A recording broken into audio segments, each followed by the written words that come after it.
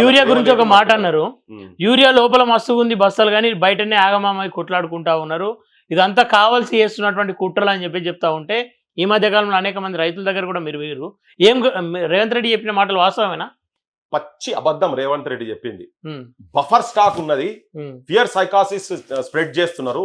ఇది కావాలని కొంతమంది వాడోడు వీడోడు మాట్లాడుకొని చేస్తున్నారు. అందులో ఇక్కడ అక్కడ బీజేపీ ఆయన కూర్చొని ఉంటాడు, బీజేపీ ఎంపీ కూర్చొని ఉంటాడు, ముఖ్యమంత్రి బీజేపీ వాళ్ళు కాంగ్రెస్ ముఖ్యమంత్రి ఇద్దరు కలిసి కూర్చునే దాంట్లల్లా సిగ్గుండాలి ముఖ్యమంత్రికి. ధమాకుంది ఆయనకు, నాకు అర్థం కాదు ఓసారి. అందుకనే కావాలని అది జరుగుతుంటే నేను వినాయక నిమజ్జనం నాడు నేను పోయిన ఇక్కడ దేవలకొండ కాడికి పోతే ఇక ఆడోళ్ళు ఏమేమి మాట్లాడిర్రు ఆ టీవీలో ఆయనకి షోలు ఉండి ఆయనకి ఏమన్నా మనసు ఉంటే ఆయనకి ఏమన్నా అర్థమవుతుంది. అట్లా ఒక దగ్గర కాదు, ఏజెన్సీ ప్రాంతాలలో కూడా పోయినా, ఒక 6-7 జాగాలలో ఎక్కడ పోయినా ఏడపోయినా కానీ లైన్లు గంటల కొద్ది, రోజుల కొద్ది, గంటలు కాదు. ఒకరైతే ఇట్లా చేతికి అది అట్లే పట్టి అట్లే ఉన్నది, హాస్పిటల్కి వెళ్ళి తీసుకొచ్చి ఆడ లైన్ నిలబడి ఇంజక్షన్ ఇచ్చుకుంటున్నాడు. అంటే దవాఖాన్లు ఉండాల్సిన వాళ్ళు కూడా బయటకు వస్తుందంటే ఒకవేళ పంట నష్టం యూరియా కొట్టకపోతే పంట నష్టం అయితే మా ఇంట్లో ఆత్మహత్యలు చెప్పు ఇంకోటి ఏం లేవు అని. అట్లా ఇంకోటి ఏం తెలుసా, వీళ్ళు చిట్టీలు ఇచ్చి మళ్ళీ రేపు రమ్మని చెప్పాలంటే రేపు పోయే వరకు 2000 మంది లైన్ లో ఉంటే 2000 మందికి చిట్టీలు ఇచ్చిండ్రు. తెల్లారిపోతే ఆ చిట్టీలు చెల్లవంటారు. ఈయన ఎంత హీనంగా, ఎంత అవమానంగా, ఎంత ఘోరంగా, ఎంత అన్యాయంగా మాట్లాడిన ముఖ్యమంత్రి అంటే దాన్ని ఆయన ఏం చెప్తాడు? సినిమా టికెట్ల లైన్లకు జనాలు ఎట్లా నిలబడతారో అంటే బతుకు గురించి వాళ్ళ భవిష్యత్తు ఏమవుతుందో అనేది, పంట పొలాలు ఎండిపోతున్నాయి కళ్ళ ముంగట, కడుపుతో ఉన్నటువంటి పంట నాశనం అవుతుంది వాళ్ళు వచ్చి మొత్తుకుంటుంటే ఈయన సినిమా టికెట్లు ముంగటోనికి దొరుకుతుంది, ఎన్కోని కూడా దొరుకుతుంది కానీ వాడు వీడు దొరకకపోతే రోడ్డు మీద లొల్లి పెట్టినట్టు లొల్లి పెడతారు అంటే ఒక పరాశకం లెక్క, బాధ్యత లేకుండా, ఒక ముఖ్యమంత్రి కాకుండా ఒక రోడ్ సైడ్ రోమియో చిల్లరగాళ్ళు రోడ్ల మీద మాట్లాడతారు చూసినావా, అట్లా బాధ్యత ఏ మాత్రం లేకుండా ఇంత చిల్లరగా మాట్లాడడం అయితే నేనే చూలేబ్బా.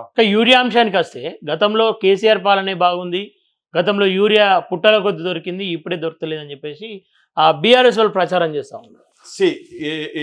బీఆర్ఎస్ పాలన గురించి మాట్లాడుతుంది వేరే విషయం. సరే, ఈ యూరియాకు సంబంధించినటువంటి అంశాల కాడ, కొన్ని అంశాల కాడ వాళ్ళు ఏం ఫేవరబుల్ కొంత అక్కడిక్కడ చేసు, కానీ అట్లా నేను బీఆర్ఎస్ సైడ్ మొత్తం మేము మాట్లాడదలుచుకోలే. అసలు ఫస్ట్ ఆఫ్ ఆల్ ఏంటంటే ఇది ఆర్గానిక్ సైడే కంప్లీట్ గా వ్యవసాయం కూడా పోవాలి. ఇది గవర్నమెంట్లే 1965 నుంచి వీళ్ళే ఎంకరేజ్ చేసి ఇదే కాంగ్రెస్ గవర్నమెంట్ ఎంకరేజ్ చేసి ఆ యూరియా అప్పుడు ఏందో 3 ఎకరానికి 3 కిలోలు పోయేది, ఇప్పుడు దాదాపు ఆన్ అన్ యావరేజ్ రాష్ట్రంలో 170 కిలోలు పర్ ఎకరానికి వేసేసా కాడికి వచ్చింది. అంటే సారవంతమైన భూమిలో సారం కంప్లీట్ గా పోయేటట్టు అయిపోయింది. ఇలా ప్రజల్నే వాళ్ళు డిపెండెన్సీ కాడికి తీసుకొచ్చి కంప్లీట్ గా పెట్టారు. ఇదేదో ఆ ఒక్కదాన్ని చూసి టిఆర్ఎస్ సైడ్ ఏదో బెండ్ అవుతారు అంటే ఒక టాక్ ఏంటంటే అరే గతంలోనైతే బాగానే ఉండే కదా అని చెప్పని ఒక టాక్ వాస్తవం కూడా జనం నుంచి కూడా అక్కడిక్కడి నుంచి వినబడ్డది. కానీ అది ఒక్కటే కాదు, వాళ్ళకి సపోజ్ కాదు, ఒక లైన్ గురించనే కాదు. కాంగ్రెస్ కూడా కంప్లీట్ గా అట్టర్ ఫ్లాప్ అయిపోయింది ఈ విషయంలో. నీ ఆఫీషియల్స్ ఒకరి మీద ఒకరికి కోఆర్డినేషన్ లేదు, రోజుల కొద్దీ. ఇప్పుడు మేము స్టార్టింగ్ ఏదో స్టాటిస్టిక్స్ పార్లమెంట్ లో మాట్లాడినాయి, వాళ్ళు మాట్లాడిన బట్టి మేము బీజేపీ ఇక్కడ సప్లై లేదు అంటే బఫర్ స్టాక్ ఉందని ముఖ్యమంత్రి ఒప్పుకున్నాడు కదా. అంటే ఎక్కడో బీజేపీకి కూడా ఈయన ఎక్కడ కూడా ఇంత కూడా ఎవరు కూడా బీజేపీ సైడ్ కన్నెర పెట్టి చూడొద్దు, చూస్తే నేను ఊకుంటున్నాను, నేను లేనాయిడా అన్నట్టు అడ్డం నిలబడ్డట్టు మాట్లాడుతున్నాడు ఈయన. ఇప్పుడు పార్లమెంట్ వాళ్ళు ఇస్తానే ఇయ్యలేదని వాళ్ళే ఒప్పుకున్నారు, రాలేదని కూడా ఒప్పుకున్నారు. మరి ఈయన నోట్లకెళ్ళే చెప్పిండు బఫర్ స్టాక్ అని చెప్పి ఆ బీజేపీ ఎంపీని పక్క కూర్చోబెట్టుకొని పెట్టిండు. మళ్ళీ వాడోడు వీడోడు అన్న తర్వాత ఇక మేము కూడా పోవాలి కదా. ఏ పల్లెకన్నా పోనీరు యూరియా విషయంలో జనము ఘోరంగా తిడుతున్నారు. అంటే వాళ్ళ సామాన్యమైనటువంటి భాషలో వాళ్ళు మాట్లాడే భాష. ఈయన ముఖ్యమంత్రి నుండి తొండలు జొర్రిస్తా ఈయన మాటలు ఎట్లా మాట్లాడుతుందో ఊర్లలో కూడా గట్లే మాట్లాడుకుంటా ముఖ్యమంత్రి మీద కూడా అదే భాష చెప్తున్నారు.